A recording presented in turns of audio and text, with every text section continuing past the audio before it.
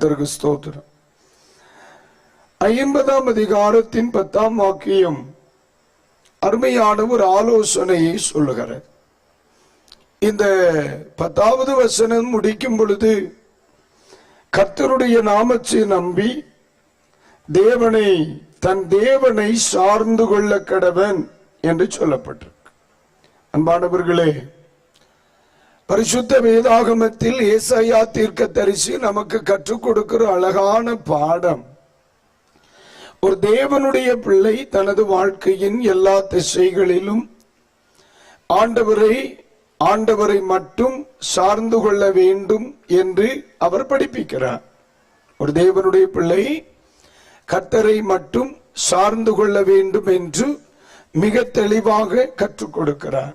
ஆனால் இந்த இடத்திலே யாருக்கு இது சொல்லப்பட்டிருக்கிறது சொன்னால், உங்களில் எவன் கர்த்தருக்கு பயந்து தம்முடைய தாசனின் சொல்லை கேட்டு தனக்கு வெளிச்சம் இல்லாததினால் இருட்டிலே நடக்கிறானோ என்று சொல்லப்பட்டு, ஒரு துன்மார்க்கனாக இருந்து ஒருவன் இருட்டிலே நடக்கிறதை குறித்து அல்ல, விசுவாசத்தில் வராமல் உலகத்துக்குரிய ஒருவனாக இருந்து வேதத்தையும் வேத பிரமாணத்தையும் விட்டு வெகு தூரம் போய் ஆனால் தன்னுடைய வாழ்க்கையில் இருட்டிலே நடந்து போகிற ஒரு சூழ்நிலை அப்படி அல்ல. அவன் ஏற்கனவே கர்த்தருக்கு பயப்படுகிறான், தம்முடைய ஊழியக்காரர்களுடைய சொல்லை கேட்கிறான், ஆனாலும் அவன் எதிரே நடந்து கொள்ளுகிறான், இருட்டிலே நடந்து கொள்ளுகிறான். இன்னைக்கு அநேகருடைய ஆவிக்குரிய வாழ்க்கையில் அடிக்கடி சொல்லுகிறதை பார்க்கிறேன், பாஸ்டர் நான் ஆண்டவரை சேவிக்கிறேன், நான் ஆண்டவருக்காக வாழ என்னை அர்ப்பணித்திருக்கிறேன், ஆனாலும் சில பிரச்சனைகள், சில போராட்டங்கள், சில கஷ்டங்கள், சில வருத்தங்கள், சில வேதனைகள் என்னுடைய வாழ்க்கையில் வருகிறதை நான் பார்க்கிறேன், இனி என்ன செய்யணும்னு தெரியல, இனி எங்க போகிறதுன்னு தெரியல என்று சொல்லி தங்களுடைய வாழ்க்கையில் சில வருத்தமான தடுமாறுகிற சில வார்த்தைகளை தேவ பிள்ளைகள் சொல்லுவாங்க. ஆனா கர்த்தர் நமக்கு சொல்லி கொடுக்கிற ஒரு பாடம், பிள்ளைகளே, நீங்கள் ஆண்டவருக்கு பயந்து தம்முடைய தாசனுடைய சொல்லை கேட்டு இருந்தும் தங்களுக்கு வெளிச்சம் இல்லாததினால் இருட்டிலே நடக்கிற ஒரு அனுபவம் உங்களுடைய வாழ்க்கையில் வருமானா என்ன செய்வதென்று மனம் கலங்கி நிற்கிற உங்களுக்கு கர்த்தர் சொல்லுகிறார், வேதம் சொல்லுகிறது, இன்னும் அவரையே நம்பி அவரை சார்ந்து கொள்ளுங்கள். அல்லேலூயா. ஏனென்றால் இந்த உலகத்தில் நாம் சார்ந்து கொள்ளத்தக்க நம்பிக்கைக்குரியவர் கர்த்தர் மட்டும்தான். நம்ம ஒரு மனுஷனை நம்புறோம், அவன் நமக்கு உதவி செய்யும் நிலையில் இல்லை, அவனை விட்டு விட்டு இன்னொரு மனிதனை நம்பலாம், அந்த மனுஷன் எனக்கு உதவி செய்யும் நிலையில் இல்லை, இன்னொரு மனுஷனை நம்பலாம். அதே நேரத்தில் ஆண்டவரை ஒரு மனுஷன் நம்பி, ஆண்டவரை ஒரு மனுஷன் சார்ந்து கொண்டு, ஆண்டவரை ஒரு மனுஷன் விசுவாசித்து அவரை பற்றி கொண்டு அவரிடத்தில் இருந்து அவன் எதிர்பார்க்கிற ஒன்று கிடைக்க பெறவில்லை என்கிற ஒரு நிலை வந்தால், இன்னொருவரை சார்ந்து கொள்வதற்கு அவரை தவிர, அவரை போல, அவருக்கு நிகரான அல்லது அவரை விட மேலாக இன்னொருவர் நமக்கு இல்லை. அல்லேலூயா. நமக்கு இல்லை. கர்த்தருக்கு ஸ்தோத்திரம். ஆண்டவர் இயேசு அவருடைய பிரசங்கத்தை அழகாக அவர் பேசினார். ஆனால் அவருடைய பிரசங்கத்திலே அழுத்தம் இருந்தது, கடினம் இருந்தது, உபதேசம் ரொம்ப திட்டமா இருந்துச்சு. இன்னும் கொஞ்சம் கூட பேசினா அவர் அதிகாரமா பேசினார். அவர் எந்த மாற்றங்களும் செய்யல, மனிதர்களை பார்த்து பயப்படவில்லை.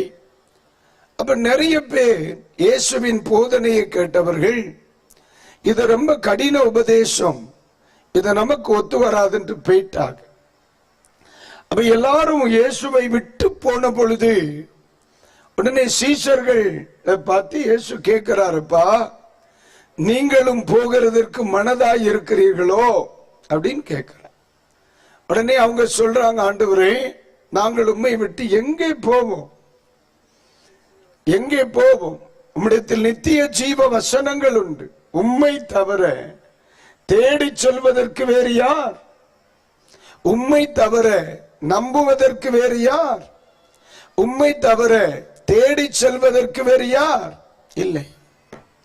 இந்த உலகத்தில் ஒருவன் இயேசுவை நம்பி அவரை சார்ந்து கொண்ட ஒரு தேவ பிள்ளை அவரை விட்டு விட்டு போனால் நாசமா போகிறத தவிர போகத்தக்க ஒரு இடமே கிடையாது. ஒரு அல்லேலூயா. அவ்வளவுதான். அப்ப இன்றைக்கு நான் கவனிக்கிற காரியம், அல்லது அவனுக்கு வேற ஒருவர் இல்லை.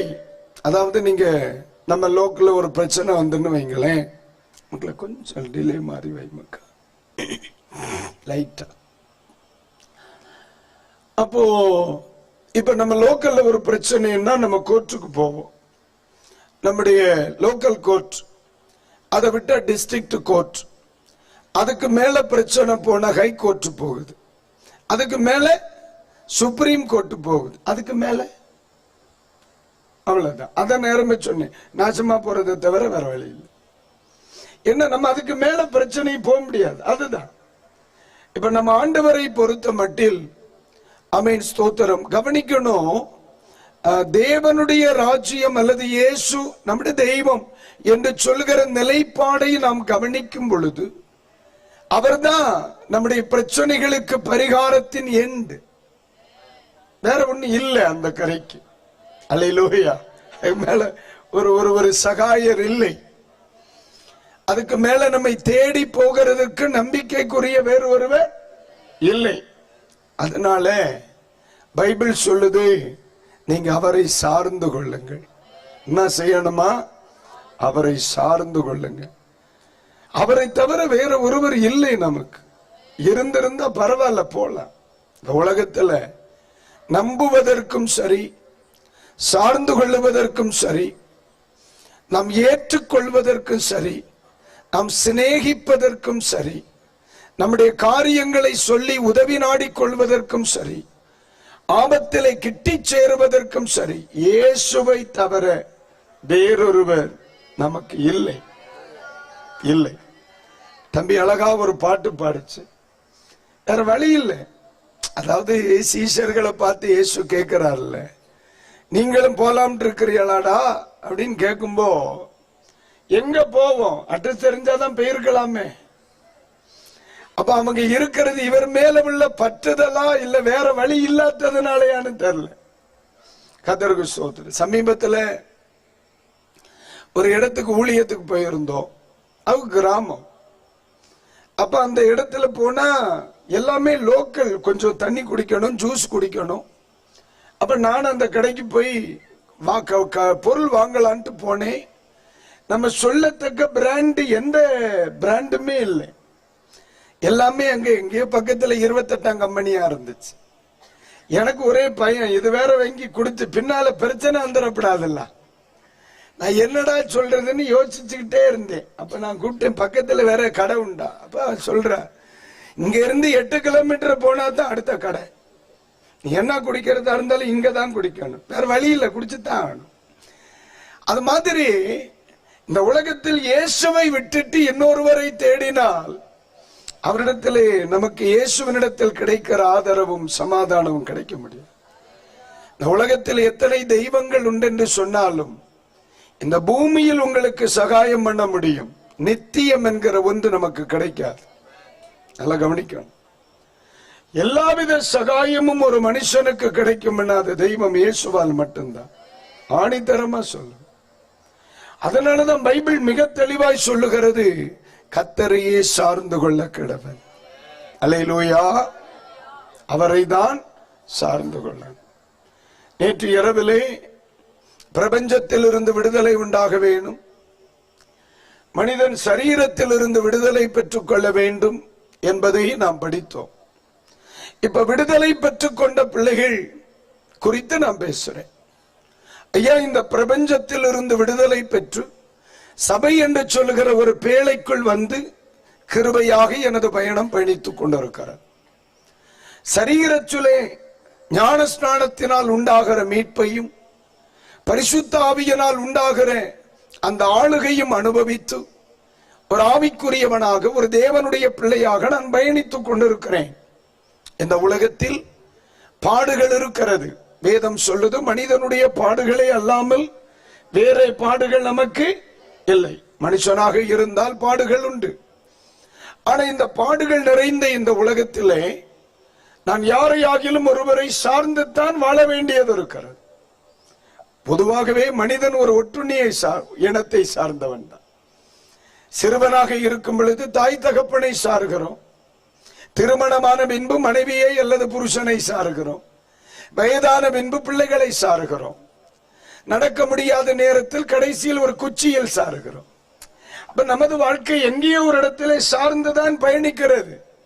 ஆனா கருவறை முதல் கல்லறை வரையிலும் சார்ந்து கொள்ளுகிற ஒன்று சர்வ வல்லமையுள்ள தெய்வம். நான் சொல்லது புரிஞ்சுக்கணும். கருவறை முதல் கல்லறை வரையிலும் ஒரு மனுஷன் சார்ந்து கொள்ளுகிற ஒரே பகுதி நம்முடைய தெய்வம், ஆண்டவர் இயேசு. அப்ப அந்த தெய்வத்தை நாம் சார்ந்து கொள்ள வேண்டும் என்பதிலே மிக தெளிவாய் அடைவதுதான் நினைக்கிறார் நம்முடைய செய்தியினுடைய நோக்கம்.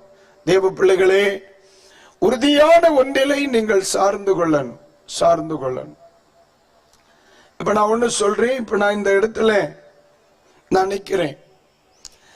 பயங்கரமான காற்று அடிக்கி, நான் காற்று என்ன செய்யறது, இழுக்குது. அந்த பக்கம் இந்த பக்கம் இழுக்குதுன்னு வைங்க.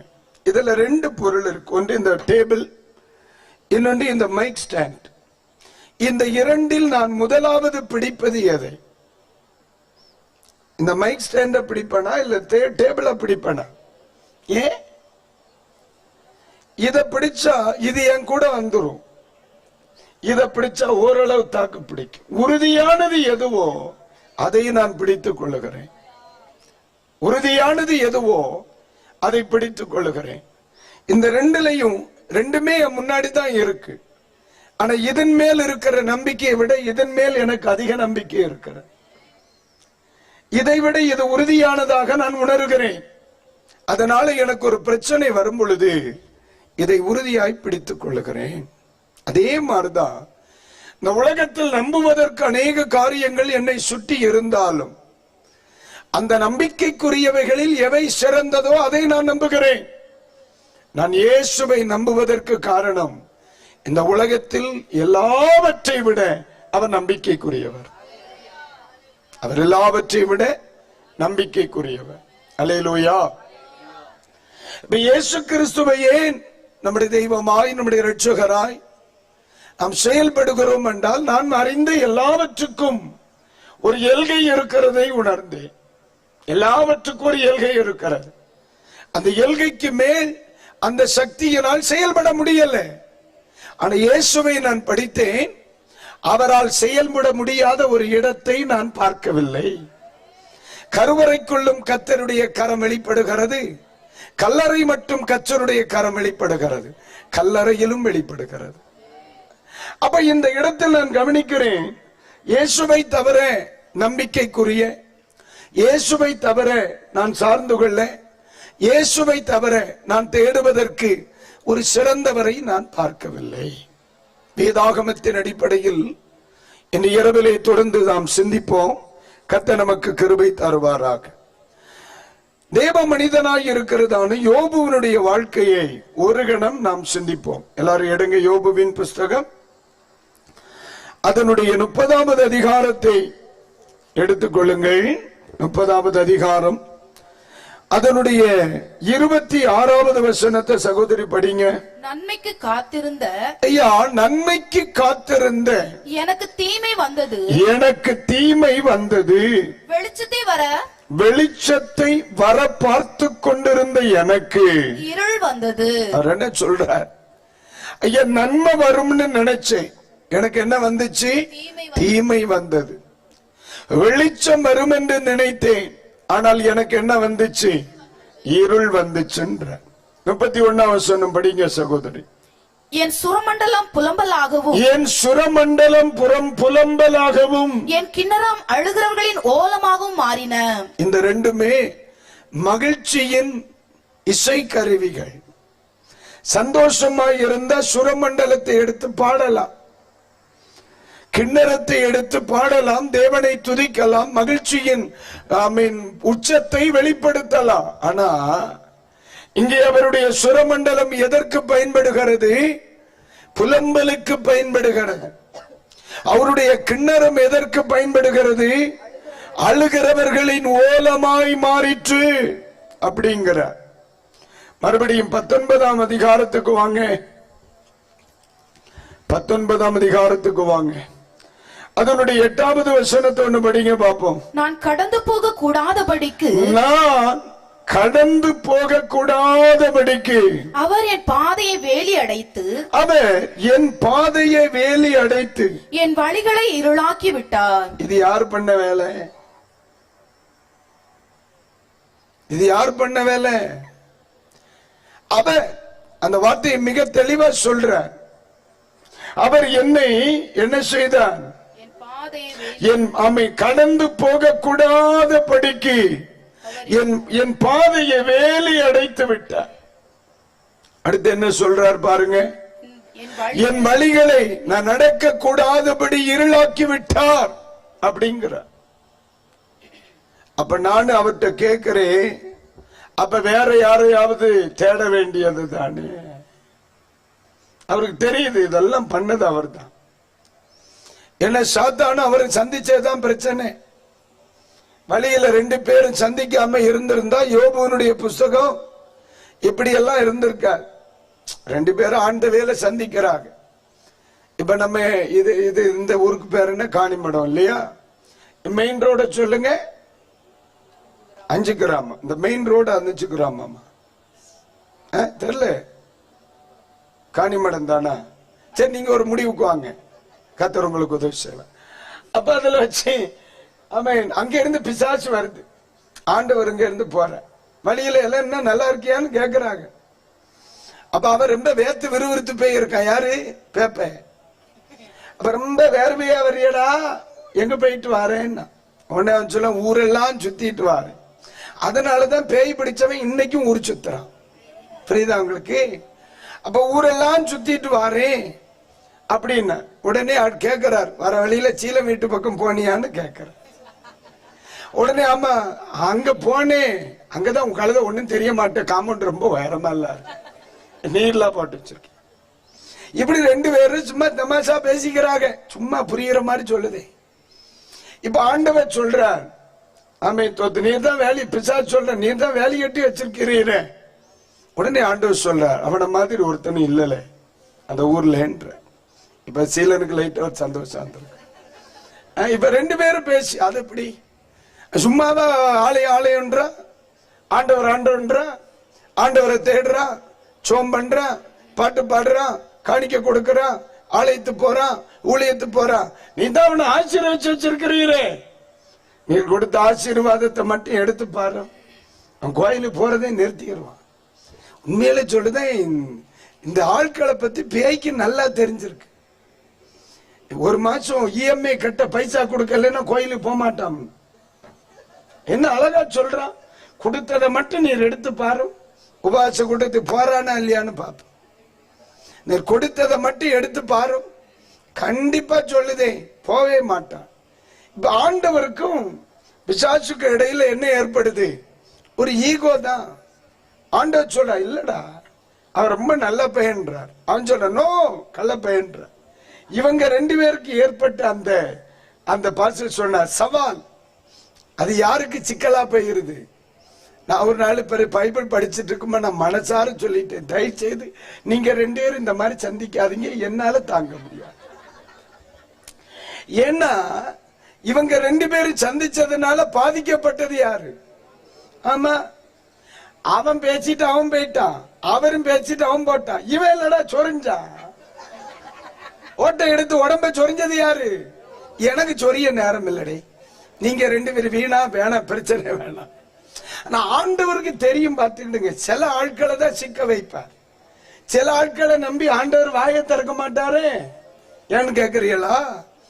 அதாவது இதே பிசாசு தான் பேதுருவை ஒரு 10 நிமிஷம் கையில கூட லைட்டா புரட்டிட்டு தாரேன்னு கேட்க. யார? பேதுருவே. என்ன சொல்றான்? ஒரு 10 நிமிஷம் கூட ஒரு வாட்டு. அதுக்கு நீங்க என்ன சொல்லுவீங்க? சொலகு சொல்லு, சரிதான். அதுல புடைக்கிறதானே.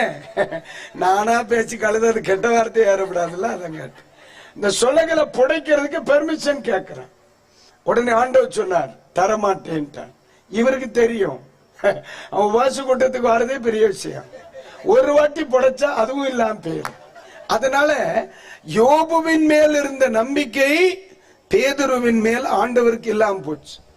நீங்க நல்லா கவனிக்கணும். உலகத்துல பிரச்சனை இல்லாம சில ஆவிக்குரியவர்கள் வாழ்றாங்க. அவங்க எல்லாம் வில் வீரர்கள் நினைச்சிய, அதெல்லாம் முரத்தில் வருவதற்கு தகுதி இல்லாத பாத்திரங்கள். சிலர் ஊழியத்துல பிரச்சனையே இருக்காது. நம்ம நினைப்ப பாரு, எனக்கு தான் பிரச்சனையே கிடையாது, நான் எவ்வளவு ஸ்ட்ரெங்தா இருக்கேன். ஒரு போராட்டம் இருக்கா, ஒரு பிரச்சனை இருக்கா, ஒரு எதிர்ப்பு இருக்கா, ஒரு கஷ்டம் இருக்கா, ஒரு பயலாத வழியில என்ன ஒரு மாதிரி பேசுறானா அப்படின்னு ஒரு ஆளு சொன்னா, ஆமாடா உனக்கு இதெல்லாம் ஏன் இல்லைன்னு தெரியுமா? உன் நீதியினால இல்ல, உன் பரிசுத்தத்தினால இல்ல, உன்னுடைய நித்திய நிச்சயத்தினால இல்ல. இதெல்லாம் உனக்கு வந்தா உன் கையில இந்த பைபிள் இருக்காதுன்னு தெரியும். அதனால கர்த்தர் உன்னை அனுமதிக்கல. அல்லேலூயா. அது மட்டும் ஒரு நாள் வந்திருக்கும், ஊழியமாவது கோடிட்ட இடத்தை நிரப்புக தெரிச்சிருவா இந்த மாதிரி. ஆனா யோபு மேல ஆண்டவருக்கு நம்பிக்கை இருந்துச்சா இல்லையா? ஏல எடுத்துக்க, நீ ஆனா கொன்னுறப்படாது. உசுரை மட்டும் வச்சுட்டு என்ன வேணாலும் எடு. என் பிள்ளைய குறிச்சு எனக்கு தெரியும், அவன் என்ன விட்டுட்டு போக மாட்டான். அந்த கான்பிடென்ட் யார குறிச்சு யாருக்கு இருந்துச்சு? யோபுவை குறித்து ஆண்டவருக்கு இருந்துச்சு. அல்லேலூயா. பிரச்சனை இல்லாததுனால ஆண்டவரை சேவிக்கிறதல்ல கிறிஸ்தவ வாழ்க்கை. எந்த பிரச்சனை வந்தாலும் அவரை சேவிக்கிறான் பாரு, அவதான் உசுருள்ள கூட்டம். அல்லேலூயா. ஆமென். ஆண்டவர் நல்லவர். இப்போ இந்த யோபு சொல்ற, நான் கடந்து போக கூடாதபடி எனக்கு ஒரு எல்லையை குறிச்சிட்டீங்க. நடக்க முடியாத அளவுக்கு பாதை இருட்டாய் போச்சு. இங்க என்ன சொல்லுகிற? இதெல்லாம் பண்ணினது அவர் தான், அப்படித்தானே சொல்லுவாரு 19. சரிதானா? இதுக்கெல்லாம் காரணம் யாரு? நான் கடந்து போக கூடாதபடி அவர் என் பாதையை வேலி அடைத்து என் வழிகளை இருளாக்கினார். நீங்களா இருந்தா, நானா இருந்தா, இதெல்லாம் பண்ணது யாரு? ஆண்டவர் தானே பெர்மிஷன் கொடுத்தார். இனி கோயில் வேண்டாம். ஆண்டவர் தானே பெர்மிஷன் கொடுத்தார். இனி ஞான ஸ்நானமே வேண்டாம். ஆண்டவர் தானே பெர்மிஷன் கொடுத்தார். இனி வேதமே வாசிக்க வேணாம் அப்படின்னு ஓடி இருப்பான். ஆனா இந்த ஆளை பாருங்களேன். அதே 19ஆம் அதிகாரத்துல 25, 26 வசனங்கள் படிங்க. என் மீட்பர் உயிரோடு இருக்கிறார் என்றும் அவர் கடைசி நாளில் பூமியின் மேல் நிற்பார் என்றும் நான் அறிந்திருக்கிறேன். இந்த என் தோல் முதலானவை அழுகி போன பின்பு நான் என் மாம்சத்தில் இருந்து தேவனை பார்ப்பேன், அவரை நானே பார்ப்பேன். அந்நிய கண்கள் அல்ல, என் கண்களே அவரை காணும். இந்த வாஞ்சையால், எப்படிங்க? இந்த வாஞ்சையால் என் உள்ளிந்திரியங்கள் எனக்குள் சோர்ந்து போகிறது. அந்த மனுஷனுக்கு சோர்வு வர காரணம் என்ன? இந்த மனிதனுக்கு சோர்வு வருவதற்கு காரணம் என்ன? அவருடைய பிரச்சனைகளா, அவருடைய பாடுகள் இந்த மனுஷன் அந்த அளவுக்கு சோர்வடைய பண்ணுச்சுன்னு நான் தெரியல. அந்த இடத்துல அவர் என்ன வார்த்தை சொல்லுகிறார்? இந்த வாஞ்சையினால் ஆண்டவரை பார்ப்பேன், ஆண்டவரை என் கண்கள் பார்க்கும். அது என்னைக்கு பார்ப்போம்னு தெரியலையா? இந்த வாஞ்சையினால் என் உள்ளந்தெரியங்கள் சோர்ந்து போகுதுன்ற. இப்போ இதனாலதான் அந்த அம்மா சொல்லுது, இவ்வளவு பிரச்சனை, இவ்வளவு பாடுகள், இவ்வளவு நெருக்கம், இவ்வளவு அவமானம் வந்த பிறகு இன்னும் சோத்திரம் சோத்திரம் சோத்திரன்ற. உனக்கு அறிவே இல்லையா? வேலைக்காரன் வந்து என்ன சொன்னா, வானத்திலிருந்து அக்னி வந்துச்சுன்னு சொல்லல, தேவனுடைய அக்னி வந்துச்சுன்னா. இவ்வளவு பிரச்சனைக்கு காரணம் ஆண்டவர் மாதிரியே வருதா சொல்லுதான். ஆனா என்ன வார்த்தை சொல்றான், இருந்தாலும் நான் கர்த்தரை தாயா நம்புறேன். சொல்ல புரியுதா இல்லையா? இப்ப நான் யோபுவை பார்த்து சொல்லுகிற ஒரு வார்த்தை, ஐயா உன் பிரச்சனைகளுக்கெல்லாம் அனுமதி கொடுத்தவரே கர்த்தர், பிசாசுக்கு போராடுவதற்கு அனுமதி கொடுத்தவர் கர்த்தர், தான் அடைத்திருந்த வேலைக்குள் வருவதற்கு சாத்தானுக்கு அனுமதி கொடுத்தவர் கர்த்தர். இருந்தாலும் நான் அவரை ஸ்தோத்தரிப்பேன். கர்த்தர் கொடுத்தார் ஸ்தோத்திரம், கர்த்தர் எடுத்தார் ஸ்தோத்திரம். கொடுத்தவர் தான் எடுத்தார்னு தெரியுது, இருந்தாலும் அவரை குறை சொல்லணும்னு வரலையே. அப்பதான் அவர் சொல்றார், தந்த கொடுத்தார், ரெண்டாவது எடுத்தார். எடுத்தவர் ஏன் கொடுக்க முடியாது? புரியலையா? கொடுத்தவர் தான் என்ன செய்தார்? எடுத்தார். எடுத்தவர் மறுபடியும் கொடுக்க முடியாத என்ன? ஐயா, இவரை விட்டுட்டு இன்னொரு நம்பிக்கை, இன்னொருவரை சார்ந்து கொள்வதற்கு ஒரு ஆளை சொல்லு. அவர் கொடுத்தாரியா, நான் செல்வ செழிப்பா வாழ்ந்தேன், கொடுத்தவர் எடுத்துட்டார். இவரை மாதிரி கொடுக்க இன்னொரு ஆளை எனக்கு சொல்லு. முடியாதுல்ல. கொடுத்ததை அடுத்தவன் எடுக்காதபடி காக்கிற ஒருவரை எனக்கு சொல்லு. உன்னால முடியாதுல்ல. இவரை மாதிரி இன்னொருத்தரை சொல்லியா? முடியாது. வேற வழி இல்ல. கொடுத்தாலும் அவருக்குத்தான் சோத்திரம், எடுத்தாலும் அவருக்குத்தான் சோத்திரம். கைகளை உயர்த்தி ஒரு அல்லேலூயா. அவ்வளவுதான். அதனாலதான் நிறைய பேர் பாடுகள் இல்லையா இருக்கியா, இன்னொரு ஆளை சொல்லு. அவரை மாதிரி என்னை ஆசீர்வதிக்கிற ஒருத்தரை சொல்லு. அவரை மாதிரி என்னை புரிஞ்சுகிட்ட ஒருத்தரை சொல்லு. அவரை மாதிரி என்ன வேலை அடைக்கிற ஒருத்தரை சொல்லு. நீ அவரை மாதிரி நான் எல்லா இடங்களிலும் நான் இருக்கிற இடத்துல என் கூட இருக்கிற ஒருத்தரை சொல்லு. நீ முடியாது. அப்புறம் யார தூஷிக்க சொல்ற? நீ மனைவி வந்து சொல்றால, இன்னுமா நீர் தேவனை நம்பிக்கொண்டு இருக்கிறீர், இன்னுமா நீர் ஆண்டவரை சேவிக்கிறீர், இன்னுமா நீ ஆண்டவரை துதி சொல்லிக் கொண்டிருக்கிறாய், ஆண்டவரை தூஷித்து ஜீவனை விட வேண்டியதுதானே. எப்படி சொல்ற? யார தூஷிக்க சொல்ற நீ? சரி, அவரை தூஷிச்சுட்டு இன்னொரு புகழணுமே, புகழத்தக்க ஒருத்தரை எனக்கு சொல்லு. அடிச்சாலும் சரி, கொன்னாலும் சரி, என்ன அழிச்சாலும் சரி, வாழ வச்சாலும் சரி, அவர் தான் நம்முடைய தெய்வம். அல்லேலூயா. அவர் என்னை கொன்று போட்டாலும் அவர் மேல் நம்பிக்கையாக இருப்பேன். ஆண்டவர்ல ஒண்ணு அழிக்கட்டுமே, வேற நம்ப ஒருத்தரை சொல்லுடா. எனக்கு இந்த தெய்வத்தை போல என்ன சிநேகிக்க ஒருத்தரை எனக்கு சொல்லு. நீ ஒருத்தரை என்னை வாழ வைத்து அழகு பார்க்கிற ஒரு தெய்வத்தை சொல்லு. என் சரீரத்திற்கு நன்மை தருகிறது போல் என் உள்ளான மனிதனுக்கு பலம் தருகிற ஒருவரை எனக்கு சொல்லு. என்னை பரிசுத்தமாய் வாழ வைத்து அழகு பார்க்கிற ஒரு தெய்வத்தை எனக்கு சொல்லு. நீ இல்லையே. அப்போ அந்த தெய்வத்தை விட சொல்றியா? சிலர் அப்படித்தானே. வந்துரு வந்துருன்னா யாருகிட்ட வர? இவரை மாற ஒருத்தரை சொல்லு. நீ வர்றதுக்கு நான் வாரு. என் பாவத்தை மன்னிக்கிற ஒருத்தரை சொல்லு. நீ நான் வாரேன். பரிகாரம் பண்ணின தன் ரத்தத்தினால் எனக்கு மீட்பை தந்த ஒருத்தரை சொல்லு. நீ நான் வாரேன். நித்திய சந்தோஷத்தை எனக்காக வைத்த ஒருத்தரை சொல்லு. நான் வாரேன். மரணத்திற்கு பின்பு என்னை உயிர்ப்பிக்கிற ஒரு தெய்வத்தை சொல்லு. நான் வாரேன். பரிசுத்த ஆவியினால் என்னை நிரப்பி நடத்தத்தக்க ஒரு தெய்வத்தை சொல்லு. நான் வாரேன். இல்லையே. அப்புறம் நான் நம்புவதற்கு ஒன்றுமில்லை என்றாலும் நம்புவேன் என் இயேசு ஒருவரே. அல்லேலூயா.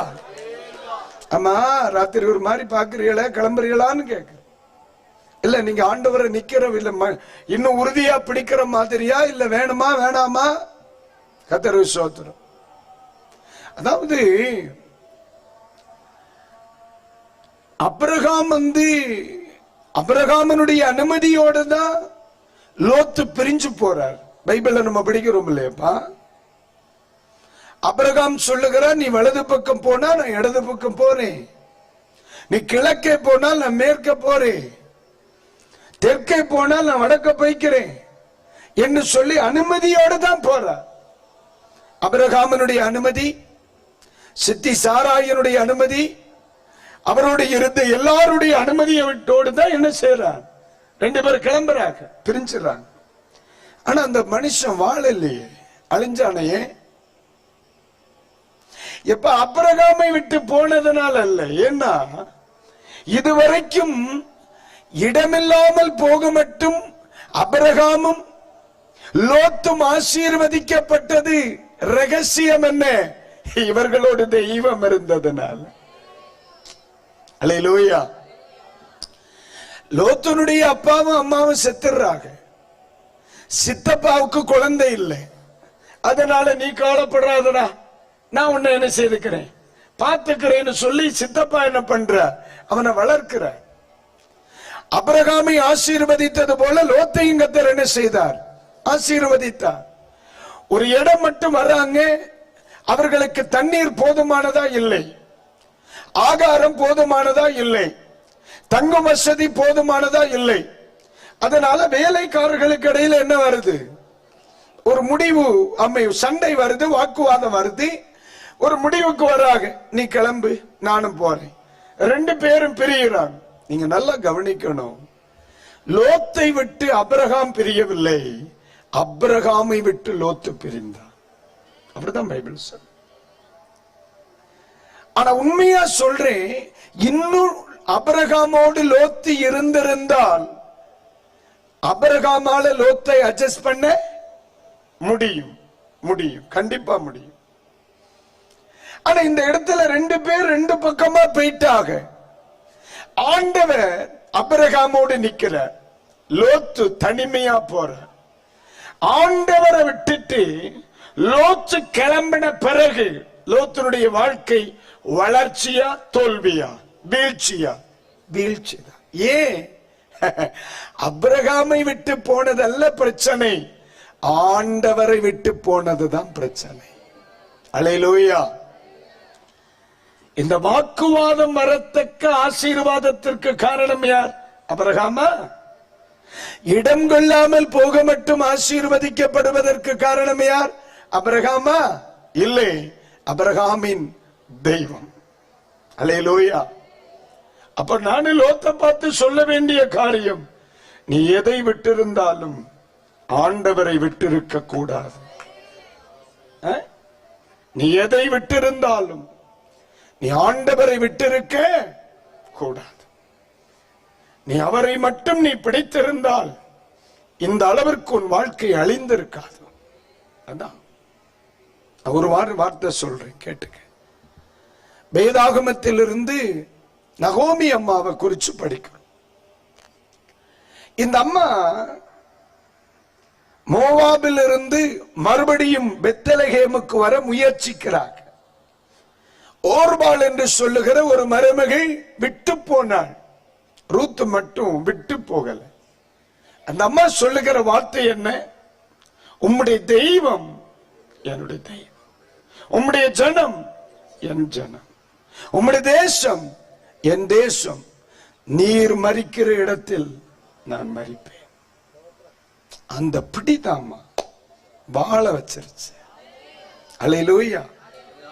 நான் சொல்றது புரியுதாலனே? அந்த பிடிப்பு தான். நான் யாரை சார்ந்து கொள்ளணும்? இன்றைக்கு ராத்திரியில் தேவ பிள்ளைகளுக்கு சொல்றேன், இருளான பாதை, நம்ப முடியாத ஒரு பயணம், நாளை என்ன நடக்கும்னு எனக்கு தெரியல பாஸ்டர். இன்னைக்கு நிறைய பிள்ளைகள் சொல்றீங்க, இனி என்ன செய்யணும்னு தெரியல பாஸ்டர். அதுதான் சொல்றேன், இன்னும் சொல்றேன், ஆண்டவரை நம்பி அவரை மட்டும் சார்ந்து கொள். அல்லேலூயா. நான் சொல்றது புரியுதா? விட்டு போகிறது புத்திசாலித்தனம் அல்ல. ஆண்டவரை விட்டு செல்வது, சுவாசத்தை விட்டு செல்வது, தேவ கிருபையை விட்டு செல்வது, நம்பிக்கைக்குரியவரை விட்டு செல்வது, அது புத்திசாலித்தனம் அல்ல. அதுதான் ஜீவ தண்ணீர் உள்ள ஓடையை விட்டு விட்டு வெடிப்புள்ள தொட்டிகளை தங்களுக்கென்று தேடிக்கொண்டார்கள் என்று பைபிள் சொல்லுது. அப்ப இன்றைக்கு ராத்திரி வேளை இந்த செய்தியை கேட்கிற எல்லாருக்கும் சொல்றேன், 1000 சூழ்நிலைகள் 1000 விதத்தில் இருந்தாலும் நான் நம்புவதற்கும் நான் சார்ந்து கொள்வதற்கும் இந்த பூமியில் ஒருவர் உண்டானால் இயேசு மட்டுமே. எத்தனை பேர் ஆமென் சொல்ல முடியும்? கைத்தட்டி கர்த்தருக்கு நன்றி சொல்றீங்களா? ஹல்லேலூயா. இந்த உண்மை தெரிஞ்சவன் கர்த்தரை விட மாட்டான். இன்னொரு உதாரணத்தை சொல்றேங்க. உதாரணத்தை சொல்றேன். செய்தியின் ஆரம்பிக்கல, இப்பதான் பவுண்டேஷன் போடுறேன். மணி என்னாச்சு? சீக்கிரமா வார்த்துருவோம்.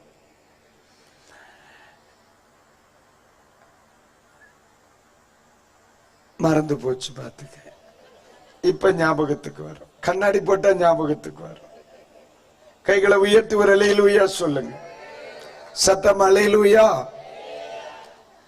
ஒரு மனுஷன் ஆண்டவர் மேல் வைத்திருக்கிற நம்பிக்கை உறுதியான ஒன்றாக இருக்குமானால் அவனுடைய எதிர்காலம் என்பது சீராய் அமைகிறதை தான் வேதாகமத்தில் படிக்கிறோம். அதாவது ஒரே வீட்டுக்குள் 2 ஸ்திரீகள், ஒன்று மாமியார், இன்னொரு மருமகள்.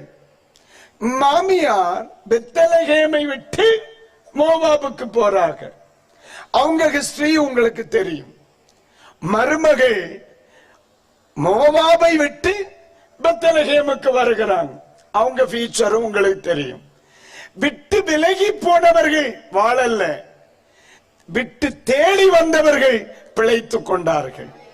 நான் தெளிவா சொல்றேம்மா, அந்த நகோமிக்கு ஒரு எதிர்காலம் மறுபடியும் வருவதற்கு காரணம் நகோமி திரும்பி வந்ததனால அல்ல, ரூத்து கூட வந்ததனாலதான்.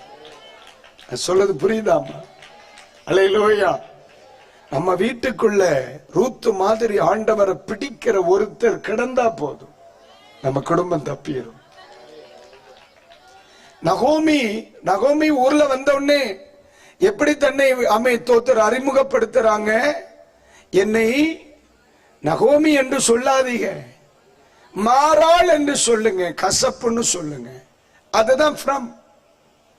ஆனா அந்த கசப்பு என்ற அனுபவத்திலிருந்து நகோமியினுடைய வாழ்க்கையை மகிமை என்ற நிலைக்கு கொண்டு வருவதற்கு காரணம் என்ன? நீ வரும் பொழுது தெய்வத்தை மட்டும் நம்பி வந்த ஒரு பிள்ளை இருக்கா பாத்தியா, அவதான் காரணம், அவதான் காரணம். ஆனா உண்மையிலேயே அந்த அம்மாவனுடைய அந்த நம்பிக்கை அவளை வாழ வச்சிருச்சு.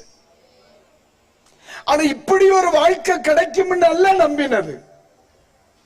நான் சொல்றது புரியுதா இல்லையா? என் ஆண்டவர் உயர்த்த போகிறார், நான் போவாசுக்கு மனைவியாக போறேன், அங்க ஒரு பிள்ளை பிறப்பான், அவனுக்கு ஒரு பிள்ளை பிறப்பான், அவனுக்கு பிறக்கிற பிள்ளை இல்ல தாவீது பிறப்பார். இதெல்லாம் அந்த அம்மாவுக்கு தெரிய போறது இல்லை.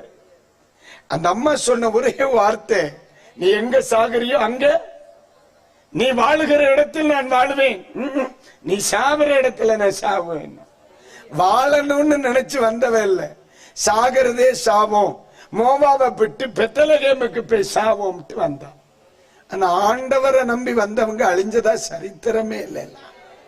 நான் தான் அடிக்கடி சொல்லுவேன், ஆலயத்துக்குள்ள ஒரு மனுஷன் இயேசுவை நம்பி கால் வச்ச பிறகு அவன் அழிய மாட்டான். அவன் அழியணும்னா இதற்குள்ள வரதுக்கு முன்னே அழிஞ்சிருக்க. சொல்ல புரியுதா? இந்த வேதத்தை நீ கையில் எடுக்கிறதுக்கு முன்னால உன் குடும்பம் அழிஞ்சிருக்கணும். இந்த வேதத்தை நீ எடுத்த பிறகு உன் குடும்பம் அழியாது. அது ஏன் அழியாதுன்னா அது அவருக்கு இலக்கு. யாருக்கு இலக்கு? ஆண்டவருக்கு இலக்கு. என்ன கையில வேதமும் வாயில் அவருடைய நாமமும், அதனால கண்டிப்பா அவரை விட மாட்டார். அவருக்கு பிரஸ்டீஜ் ப்ராப்ளம். கைகளை உயர்த்தி வரலையா? இது யாருக்கு பிரஸ்டீஜ் ப்ராப்ளம்? ஆமா, இப்ப என் கூட பிள்ளைகள் 2-3 பேர் இருக்கிறாங்க மீடியாவில். இவங்க கிழிஞ்ச சட்டை போட்டுட்டு வந்தா நீங்க என்ன நினைப்பீங்க? புழப்பத்தை பாசு போல இந்த பயலுக்கு ஒரு பணி வாங்கி கொடுக்கலையே, என்ன திட்டுவீங்களா இல்லையா? அப்ப எனக்கு அந்த திட்டு கிடைக்காம இருக்கிறதுக்கு அவனுக்கு பணியன் வாங்கி கொடுப்பனா இல்லையா? அத மாதிரிதான் நீங்க இயேசுவை நம்பி, ஆண்டவரை நம்பி, தேவ கிருபையை நம்பி நீங்க உள்ள வந்துட்டிய. இனி நீ சோத்துக்கு கஷ்டப்பட்டா யாருக்கு பிரச்சனை? அவருக்கு இல்ல பிரஸ்டீஜ் ப்ராப்ளம். ஊர்காரன் என்ன சொல்லுவான்? இந்த பாரு, பெய்யும் பெய்ய ஏசு ஏசுன்னு சொல்லிட்டு போனா சோத்துக்கு வழி இல்லாம சுத்துறான். இதனாலதான் உண்மையிலேயே இஸ்ரவேல் மக்களை வனாந்தரத்துல போட்டிருக்கணும். ஆனா மோசே சொல்லுதார், இப்ப நீர் அவனை போட்டா ஊர்ல என்ன சொல்லுவாங்க? அவரால நடத்த முடியல, சோறு கொடுக்க முடியல, வாழ வைக்க முடியல, அதனால கொண்டு விட்டார்னு உண்மை தப்பா பேசுவாங்க. அதனால நீ என்ன பண்றீ, எப்படியாவது எல்க கடந்து அங்க கொண்டு போட்டுரும். அல்லேலூயா இருக்குல்ல. அதனாலதான் எப்பவுமே சொல்லுவோம்ப்பா, எலியாவா இருந்தாலும் சரி, பெரிச்சாலியா இருந்தாலும் சரி, நேத்தை சொன்னோம்ல, பேழைக்கு உள்ள வந்துருச்சுன்னா எப்படியாவது உள்ள போய் பெருகட்டும், கர்த்தர் விட்டுருவார். ஆமா, கைகளை உயர்த்தி ஒரு அல்லேலூயா. நான் யோசிச்சேன், என்னடா சில நேரத்துல பேழையில சுத்தமான மிருகங்களும் இருந்தது, அசுத்தமான மிருகங்களும் இருந்துச்சு. நான் ஒரு நாள் என்னுடைய சிநேகிதன் ஒருத்தர் என்கிட்ட இந்த கேள்வி கேட்டார், பாஸ்டர்யா, சுத்தமான மிருகங்களை பேழையில் ஏற்றினவர் அசுத்தமான மிருகத்தை ஏன் ஏற்றினார்? நமக்கு தெரியுது இது எதனால் ஆனது, அசுத்தமானது. இந்த அசுத்தமான மிருகத்தை பேழையில ஏத்தினா பேழையே என்ன செய்திரும்? நாரி பெயரும், நாசமா பெயரும். இருந்தாலும் ஏன் உள்ள எடுத்தார்? ஏன் அட்மிஷன் கொடுத்தார் பேழையில? ஆனா நல்ல கேள்வி இல்ல. ஏற்கனவே மனுஷன்ல சிலர் பிராணிகளா மாறினதுனாலதான் இப்படி எல்லாம் சொல்லி முடிக்க வேண்டிய வந்துச்சு. இதுக்கு மேல பேழைக்குள்ள ஏன் எடுத்தார்? அப்ப நான் யோசிச்சாம உண்மைதானே, ஏன் இந்த பேழைக்குள்ள சுத்தமான மிருகங்களை ஏற்றினவர் அசுத்தமான மிருகத்தையும் ஏற்றினார்? ரொம்ப நேரம் உட்கார்ந்து யோசிச்ச பிறகுதான், பேழையில டாய்லெட் கிடையாது, சுத்தமான மிருகங்கள் போடுற விட்டைய யார் தின்பா? என்ன நீங்க ஒரு மாதிரி முறைச்சு பாக்குறீங்க? ஆண்டவர் கரெக்டா தான் வச்சிருக்காரு. அதனால சில சுத்தமான இடங்களுக்குள்ள சில ஒரு மாதிரி பட்டதெல்லாம் கிடக்கும், அதெல்லாம் பிரயோஜனம் மாட்டான். நீங்க ஏன் ஒரு மாதிரி பாக்குறீங்க? நல்லா இருக்கீங்களா? கை தூக்கி ஒரு அல்லேலூயா சொல்லுங்க. ரொம்ப வீக்கா இருக்கீங்களே, அல்ல சோறு கொடுக்காத உங்களுக்கு, சத்தமா சொல்லுங்க அல்லேலூயா. அதனாலதான் அந்த கேள்வி பயங்கரம் இல்ல. ஏற்கனவே மனுஷன் சரியில்லாததுனாலதான் பேழைக்குள்ள ஏத்தின. இப்ப பேழைக்குள்ள சுத்தமான மிருகத்தை மட்டும் உள்ள ஏத்தியா, அசுத்தமானது நமக்கு வேண்டாம் அப்படின்னு அவர் சொல்லி இருந்தா பரவாயில்ல. பேழைக்குள்ள எதுவும் ஏறி வருது, சுத்தமான மிருகத்திற்கு கூட அசுத்தமான மிருகம் இருக்கு. அப்போ ஏன் ஆண்டவரே இப்படி பண்ணினீர் அப்படின்னு கேட்டா சொல்லார், எப்பா இன்னைக்கு தான் கழிவறை வசதியெல்லாம் இருந்து, கழிவறைக்கு ஹோல் போட்டா தண்ணி உள்ள வந்துரும், செத்து போயிருவாடா. அதனால இவன் போடுறத அவன் திம்பான், அவன் போடுறத இன்னொருத்தன் திம்பான், அவன் போடுறத இன்னொருத்தன் திம்பான், அப்படி கேலி ஆயிரும்டா.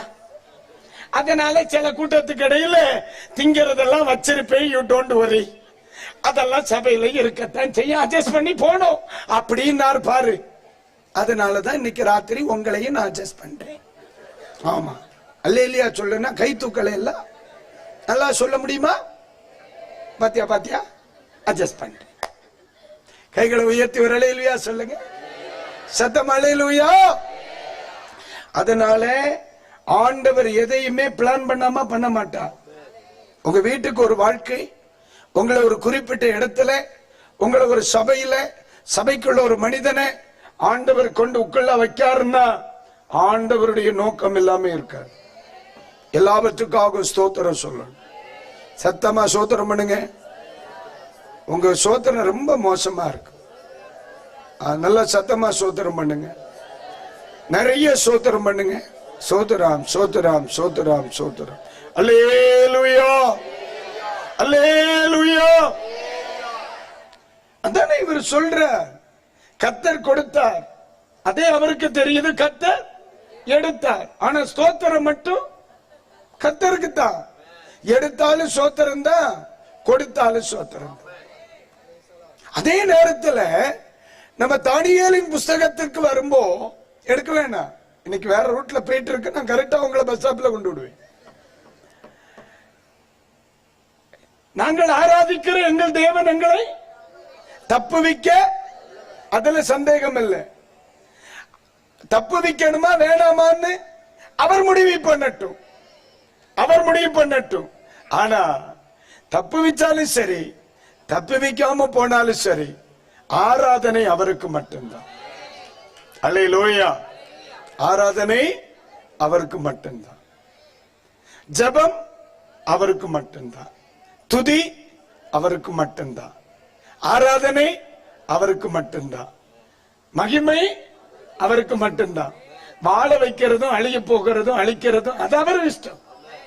ஆனா ஆராதனை என் அப்பன் இயேசுவை தவிர இனி ஒருவருக்கும் இல்லை. அல்லேலூயா.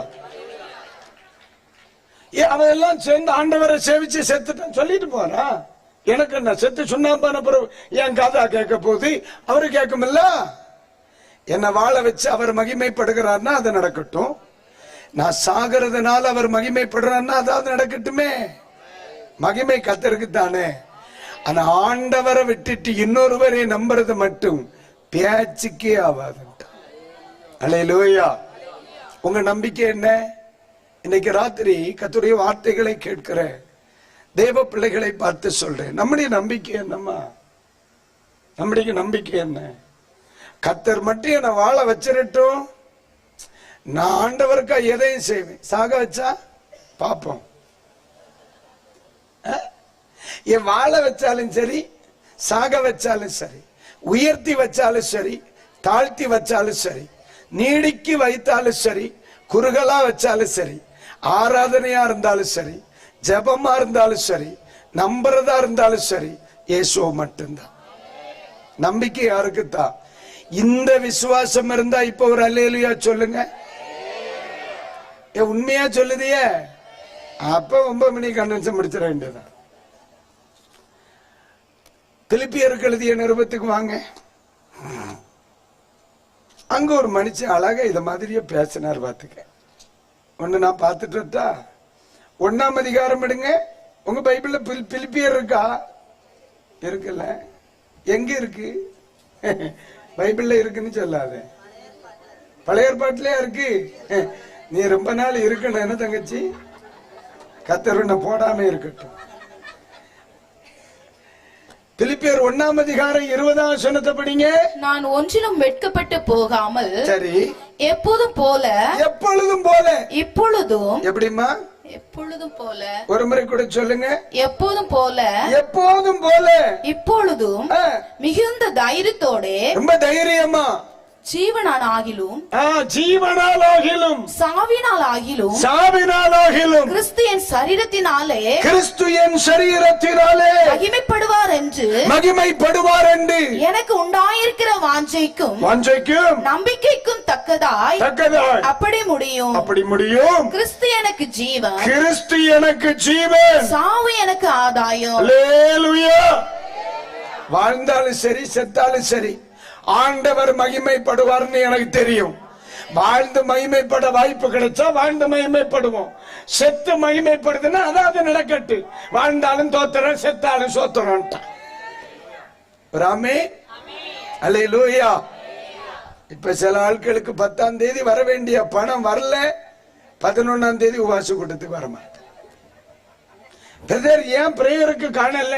இருந்தாலும் நேற்றுக்கு வரல. எல்லாம் வந்தா வருவேன், வரலன்னா வரமாட்டேன். ஆண்டவர் சொல்லுவார், நீ வராவளியப்பா. நீங்க விசுவாசம் நெருக்கு. அப்படி நீங்க பரவாயில்ல போல இருக்கு. ஒரு அல்லையிலே சொல்லுங்க. கொஞ்சம் மோசமா தான் ஒரு தடவை கூட சொல்லுங்க. கொஞ்சம் பரவாயில்ல. இன்னைக்கு என்ன சாப்பாடுன்னு தெரியல. சீலங்க சோறாமுக்கா ரசம் இருக்கு, பரவாயில்ல, உற்சாகம் வந்துடும். சூடா போடனே ஒரு அல்லேலூயா சொல்லுங்க. ரொம்ப மோசமா தான் இருக்கு. ஒருவேளை கடல் காற்று உங்களை உள்வாங்க பண்ணுதோன்னு தெரியல. சரி பாப்போம், முயற்சி பண்ணுவோம். 2 நாள் தானே ஆச்சு, நாளைக்கு ஒரு நாள் இருக்கு.